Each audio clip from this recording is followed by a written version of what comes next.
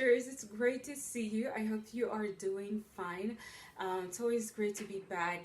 I want to talk today to those of you who are sisters in leadership.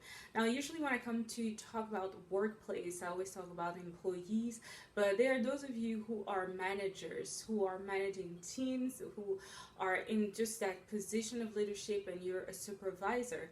I want to talk about something very important when it comes to leadership, is how do you make your team members, your employees, how do you make your workers care about the job they do? How do you make them care about customer service? Now, have you ever been to an office where the receptionist was so rude? It's like, my goodness, why are you so rude? You're supposed to do your job, and the receptionist was so just rude, inappropriate, and you're just like, what? So how do you come to that stage when your workers, your employees, your teammates, they care about the work they do, they give their best?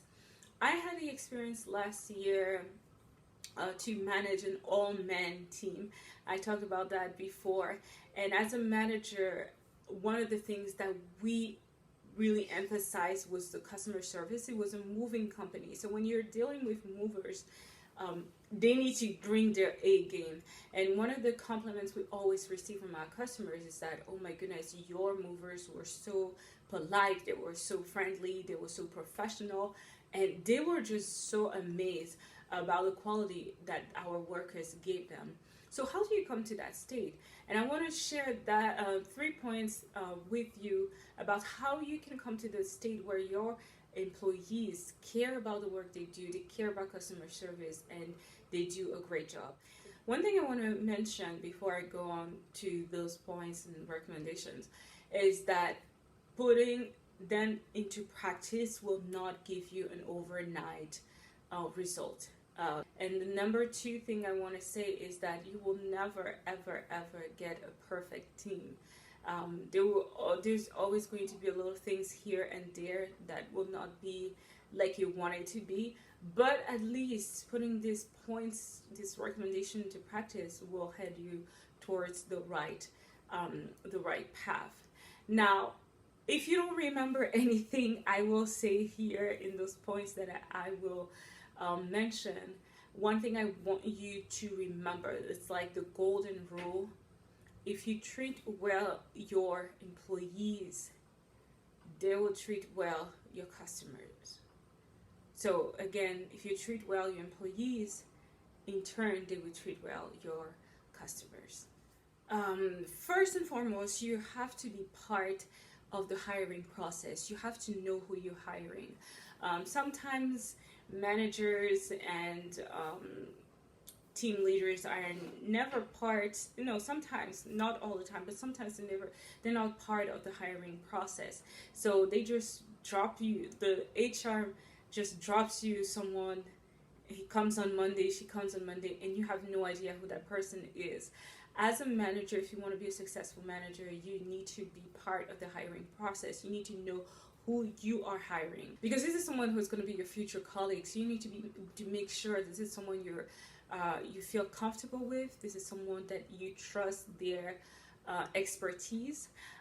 If you see during the hiring process, during the interview process, that there is someone, the person appears lazy from his resume or CV, or the person verbally sounds slightly rude or disrespectful or uncaring, inattentive, those little things here and there, you need to make note of that, because if they have the guts, the audacity to show that behavior in an interview, just imagine what they will do when they are hired. They're going to unleash all of this rudeness and laziness on the floor, and you do not want that. I'm not saying that you're looking for a perfect candidate, but at least you're looking for someone who means business, someone who's serious, someone who believes in the field that you're in. One thing I would say, sisters, if it's possible, please, please, please, please stay away from hiring young employees. When I say young employees, I mean like high school students, students who are still are fresh in college, not out of college, but those who are they just entered university. So high schoolers, those who are still in university, stay away from them. I'm not saying that they are evil, but in general, from experience, my experience and the experience of other managers I have talked to from different companies, youngsters usually are just there for the paycheck. They have no interest in the company, and when they come, it's just for the paycheck. So no matter how much reasoning you give them and how much you discipline them, they don't care, because if they're not happy in your company, they will move on to another one. So one thing that you really need to be careful is to hire youngsters, unless by all means, which it will be a miracle, unless you have someone who is young and he's very, very determined and very professional, and unless you have that type of candidate, yes. But the majority, 9 out of 10 young candidates, they will never show professionalism. They will just be there for the money, and they have no interest whatsoever in the company. So just stay away from them as much as you can. And part of the interview process is also to test the candidate in every possible way. Put them on the spot. Don't feel bad. Oh my goodness, maybe he's going to feel bad. No, put them on the spot. Ask them all the uncomfortable questions, because you want to test them in every possible way to see, okay, is this person worth it? Is it person going to deliver? So don't be afraid to really put them to the test in every possible way, because at the end of the day, you want to have someone you trust, someone you're confident in. Now, this is the most important point of all three. Respond to your employees' individual needs. One of the biggest major mistakes that managers make is that they generalize employees. They generalize their workers. They think that what works with Dimitri works with Nonso. What works with Sarah works with Abigail. Every employee is an individual, which means God has created them in a different way, and they have different needs, different priorities. So you cannot ever assume that I'm just going to put something out there and it's going to work for everyone. That being said, you need to take, as a manager, you need to take interest in your employees' needs. You need to know what are their likes, what are their dislikes about the tasks you give them. Not every employees will respond the same way. Maybe some have strengths, others have weaknesses, and it's all different. So you need to understand, okay, what is this person's strengths and weaknesses? What do they like about the job that I give them? What do they not like about the task that I give them? So you need to be able to understand that. Another thing is to be able to know your employees' background. And I'm not saying that you need to know their whole biography, everything, but at least you need to know who they are and what is their life structure like. Now, I'm going to give you an example.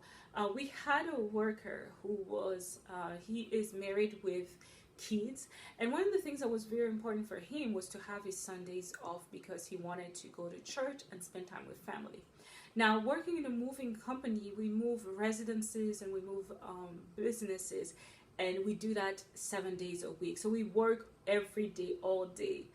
So what we wanted, so with this particular worker, because Sundays were very important for him, we made sure that whenever we were doing the schedule, he would not be working on Sundays. And we noticed the difference, sisters. When he would come on Monday, the guy was refreshed, the guy was energized, he was just ready, gingered up to work. So that was one thing that worked for him. But on the other side, there were other workers that wanted to work every day.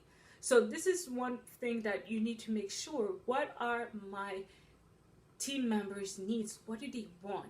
One thing I would say, sisters, please,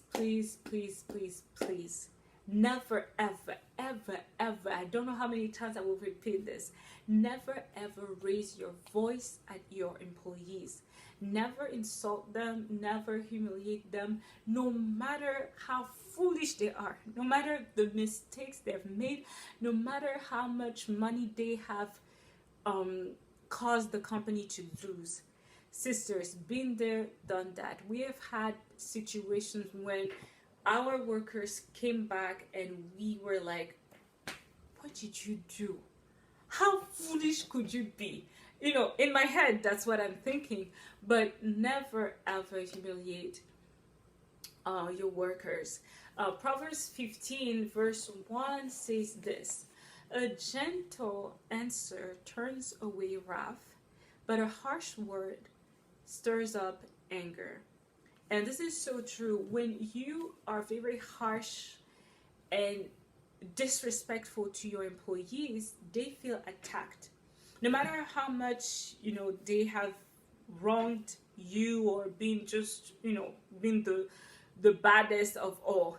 But when you raise your voice at them, they feel attacked. They become vindictive, they become bitter, and what will happen as a result? They're going to go to work and not care about the work. They're not going to care about the customers. They're just going to go there with attitude. And this is why sometimes you will see, you go to those offices and the receptionist is just so rude. You're like, what's wrong? Did I offend this woman in another life, or what's going on?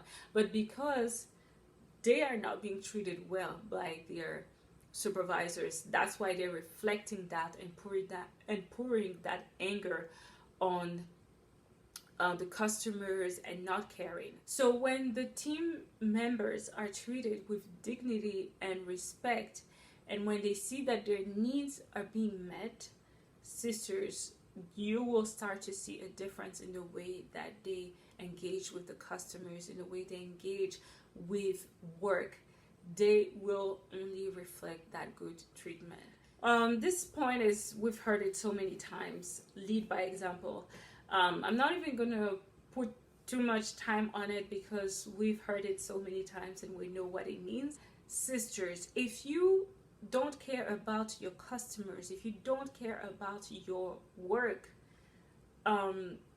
your employees are not going to care. If you are lazy, if you're not hardworking, your employees will not care. And something that sometimes that happens most of the time is that people like to gossip about the customers, even managers. Hey, did you see what this lady did? This lady is so foolish. And you go to your workers and you're gossiping about a customer, what they did, the mistake they made. No brainer, sisters. This employee that you're gossiping with, tomorrow he's not going to care about the next customer that's going to come. He's just going to think that, oh my goodness, these people are so foolish, blah, blah, blah, blah, blah. Why? Because his leader doesn't care about the customers. If you don't care about your customers, if you don't care about your work, if you don't care about getting things done the right way, your employees are not going to care. So you need to lead by example if you want your workers to follow after you. At times people think that motivation is the key to make employees care. Motivation is not the key, sisters. We try that. A lot of times we try to raise people's salary, we try to give them bonus, we try to cook them breakfast, get them breakfast before they go to work. It does not work at all. Motivation only makes your workers lazy and spoiled. That's all. Motivation does not work to get employees to do the right thing, because at the end of the day, they don't care about, they are happy about the bonus, they're happy about the breakfast, they're happy about the salary increase, but at the end of the day, that's not what they want. What workers need is to feel a sense of purpose for the work they do. They want to do work that they believe in, or even if they don't believe in it, but at least they want to make sure that when I come to work, I do something that's important, something that is valued, something that brings a change. I want to do well. I want to do something really meaningful. So just wanted to put that little parenthesis on motivation. Motivation does not work. That's not what workers need. So as you pray for your co-workers and as you pray for your work environment, and I would definitely encourage you, sisters, to pray for each and every one of your co-worker, especially by name. They all have their own personal lives and their own personal struggles, challenges that they're going through, and you really need to acknowledge them in your prayers. Don't just pray, oh Lord, I need a good team, I need a perfect team, but you also need to understand that there are people that make that team and they need your prayers. So as you pray for your work environment, your co-workers, and if you do your best, when you really give your best and trust in the Lord, I know that the Lord will fight on your behalf. He will definitely fight on your behalf. If you sow the right seed, you will reap the right fruit. Until I see you again, sisters, I pray that you will stay well and stay blessed. Bye.